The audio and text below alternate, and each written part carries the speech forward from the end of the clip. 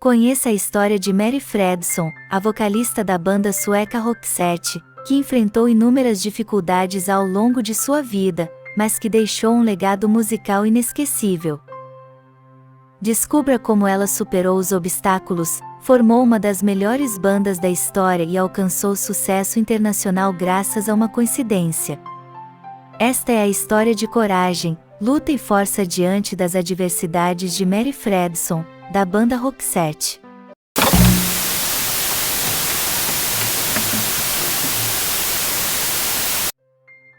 Olá e bem-vindo ao Legado Musical. O vídeo de hoje é sobre a história de Mary Fredson, a vocalista da banda Roxette.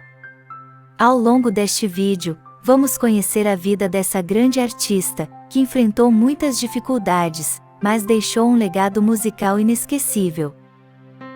Mary Fredson nasceu em 30 de maio de 1958, na pequena cidade de Skanjaåro, na Suécia.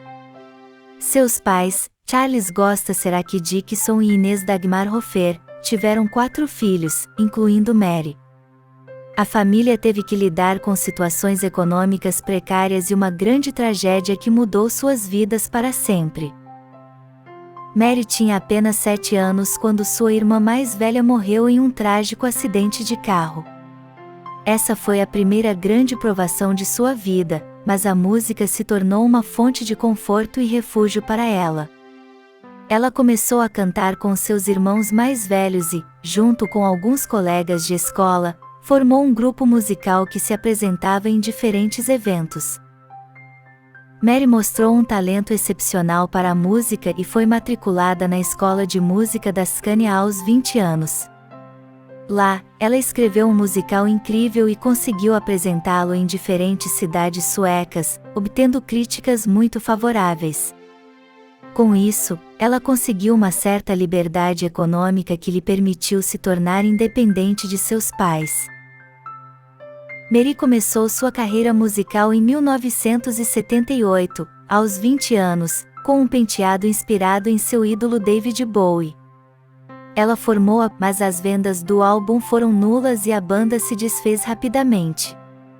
Durante os primeiros anos dos anos 80, Mary colaborou com diferentes grupos, principalmente de rock, com os quais viajou por toda a Suécia. Em maio de 1984, Mary lançou sua primeira música solo no mercado e logo após seu primeiro álbum foi bem recebido por críticos. Esses trabalhos fizeram de Mary uma cantora conhecida e admirada na Suécia naquela época. Ela também tinha enorme fama na Suécia como músico e compositora, tendo já feito grande sucesso com a banda de Lenny Tider e como compositora de outros grupos. Em 1987, Mary lançou seu terceiro álbum solo, que alcançou o topo das paradas suecas e ganhou o prêmio de melhor álbum sueco do ano. Mas o sucesso internacional viria com o segundo álbum do Roxette, Look Sharp, lançado em 1988. O álbum, uma mistura entre pop e rock, apresentava canções cativantes como The Look e Dressed for Success. Embora o álbum tenha feito muito sucesso na Suécia inicialmente, não parecia ter um impacto internacional. Porém, tudo mudou graças a uma grande coincidência que envolveu um estudante americano que fazia intercâmbio na Suécia. Um jovem chamado de Kuzma ouviu a música The Look no rádio sueco e gostou tanto que comprou o álbum e o levou consigo quando voltou para casa. Em casa, ele deu uma cópia do disco para o Rádio Cool em Minneapolis e eles começaram a tocar The Look. O sucesso foi imediato e a música era solicitada dezenas de vezes ao dia.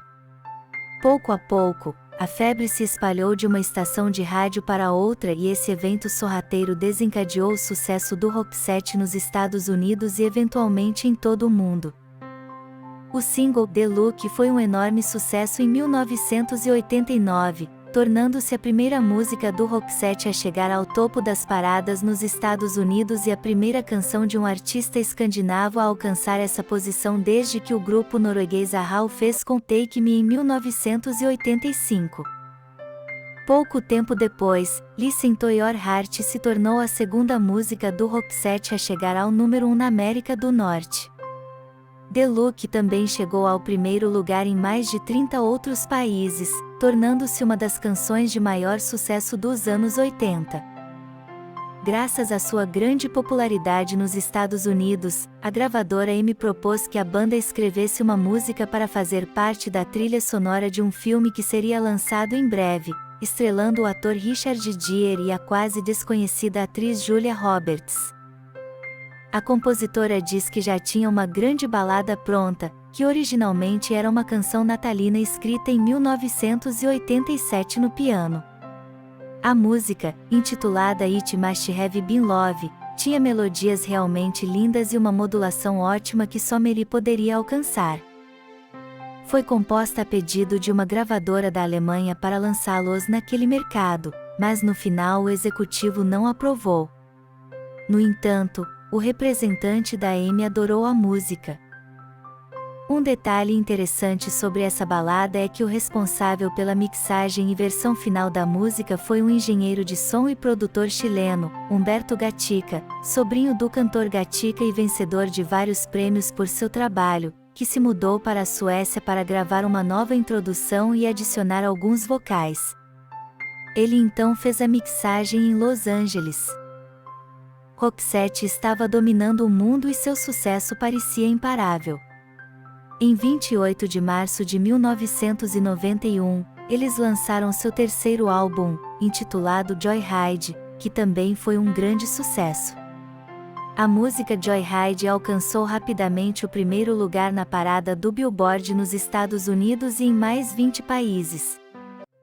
Com o passar do tempo, este álbum conseguiu vender mais de 12 milhões de cópias, tornando-se um dos álbuns mais icônicos dos anos 90 e entrando na lista dos 100 álbuns mais vendidos da história. A música Joyride foi premiada pela MTV como o melhor videoclipe do ano, e outras canções de sucesso desse trabalho incluem Feed Like of Love, The Big L, e Espinho de My Time.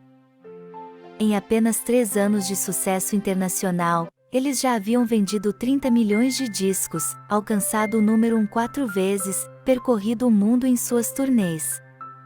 Desde o início, havia fortes rumores de romance entre os membros do Roxette, mas ambos sempre negaram que houvesse algo entre eles além de uma relação de trabalho e amizade. Em 1992, lançaram o quarto álbum All Work of Life Songs, gravado durante a sua primeira turnê mundial, visitando 4 continentes e dando 107 concertos com a presença de 1.700.000 pessoas.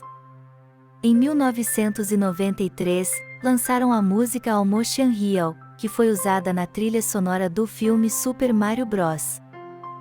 Embora o filme tenha sido um estrondoso fracasso de bilheteria, a música foi muito bem recebida e chegou aos primeiros lugares das paradas inglesas. Em 29 de abril de 1993, nasceu a primeira filha de Mary, que levava o nome da mãe da cantora, Inês. O pai da menina é um músico sueco, Michael Bolos, um ano mais novo que a cantora. Mary declarou que, se ela não tivesse conhecido Michael no início dos anos 90, Roxette não teria conseguido continuar por muito tempo, já que a depressão e outros problemas de fama a fizeram cair em uma depressão, onde o abuso de álcool era muito grande, e ela só conseguiu se estabilizar com Michael. Em 1993, o Roxette continuou fazendo história e gravou o Upgrade especial para a MTV em Estocolmo, tornando-se a primeira banda não anglo-saxônica a gravar um upgrade para o prestigioso canal. Dado o grande sucesso do grupo, as comparações com o ABBA, o grupo mais bem-sucedido da história sueca. Em 1992, o Roxette lançou o álbum Tourisme, que foi um grande sucesso em todo o mundo. A turnê subsequente também foi muito bem sucedida e eles tocaram em locais lotados em todo o mundo. No entanto, em 1993, Marie Fredriksson foi diagnosticada com um tumor cerebral e precisou se afastar da música por um tempo para se concentrar em sua saúde. Ela fez uma cirurgia para remover o tumor e, felizmente, se recuperou completamente. Em 1994, eles lançaram o álbum Crash Boom Bang, que mostrou uma mudança no estilo musical da banda, com músicas mais cruas e orientadas para o rock e psicodélicas. A música mais bem-sucedida desse álbum foi Sleeping in My Car. No meio do sucesso, em maio de 1994, Michael Bowles e Marie Fredriksson se casaram em uma cerimônia íntima com apenas parentes próximos presentes. No entanto, eles não convidaram os outros membros da banda para o casamento, o que causou alguma surpresa e decepção. No final de 1994, a banda iniciou sua segunda turnê internacional, realizando shows em toda a Europa, Ásia, África e América do Sul. Eles também visitaram a China, tornando-se a primeira grande banda ocidental a fazê-lo. Em 1996, lançaram o álbum Baladas em Espanhol, que incluía versões em espanhol de algumas de suas músicas mais populares. O álbum foi um grande sucesso e vendeu mais de 1 milhão de cópias. Marie Fredriksson recebeu elogios por sua boa pronúncia do espanhol e o álbum recebeu discos de platina em vários países da América Latina. Em 26 de novembro de 1996, nasceu o segundo filho do casal, Oscar Michael Bolos. Em 1998, a mãe de Mary, Inês, que sofria de Parkinson desde os 48 anos, faleceu, mergulhando a cantora em uma grande depressão. No início dos anos 2000, a cantora confessou aos parentes mais próximos que havia começado a esquecer as letras de suas canções. Em 2002, começaram as más notícias para Mary, que desmaiou em casa e teve fratura de crânio. Depois de realizar vários exames médicos, ela foi diagnosticada com um tumor cerebral e disseram que havia algumas opções, mas que sua chance de sobrevivência era de apenas 25% e que era muito provável que ela tivesse perto de 1 ano de vida. Imediatamente, a cantora passou por uma cirurgia que retirou o tumor e depois foi tratada com sessões de quimioterapia e radioterapia. Tratamentos médicos agressivos fizeram com que Mary perdesse a visão de um olho e parte da audição, além de ver a mobilidade limitada por um longo período do tempo. Desde que soube do diagnóstico, seu marido redirecionou sua carreira musical para trabalhar quase exclusivamente com sua esposa e apoiá-la incondicionalmente. Em 2004, e como terapia contra o câncer, Mary editou com o marido o álbum Change, que viria a ser a única obra de seu marido em inglês. Embora em maio de 2005, tenha sido anunciado que estava livre do câncer, a doença não havia realmente desaparecido.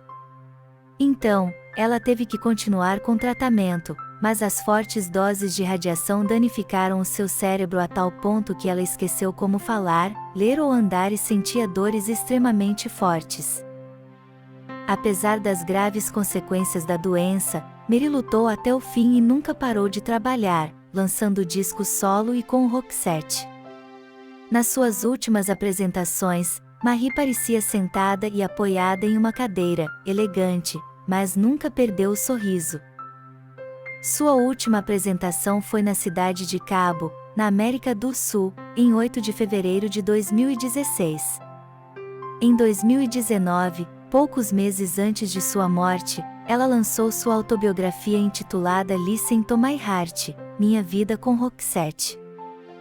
Infelizmente, em 9 de dezembro de 2019, Marie Fredriksson morreu aos 61 anos.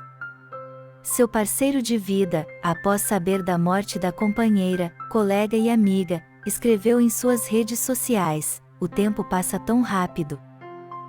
Não faz muito tempo que passamos dias e noites em meu pequeno apartamento compartilhando sonhos impossíveis e grandes sonhos que conseguimos realizar juntos.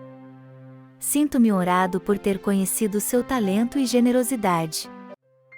Todo o meu amor vai para você e sua família. As coisas nunca mais serão as mesmas." Valeu, amigos! Essa é a lembrança de Marie Fredriksson e da banda Roxette. Apesar da sua morte prematura, o legado de Marie Fredriksson e do Roxette continuam. Sua música ainda é ouvida por fãs de todo o mundo e inspira uma nova geração de artistas. Obrigado por assistir ao nosso vídeo sobre Marie Fredriksson e sua incrível jornada na música. Chegamos ao final deste vídeo do canal Legado Musical e esperamos que você tenha gostado do conteúdo apresentado. Se você curtiu o vídeo, não se esqueça de deixar o seu like, se inscrever no nosso canal e ativar o sininho de notificação para receber todas as nossas atualizações em primeira mão. Com a sua ajuda, podemos continuar trazendo conteúdos incríveis sobre música e artistas que marcaram época. Desde já, agradecemos por estar conosco e por nos ajudar a crescer. Não perca nenhum dos nossos próximos vídeos. Até a próxima!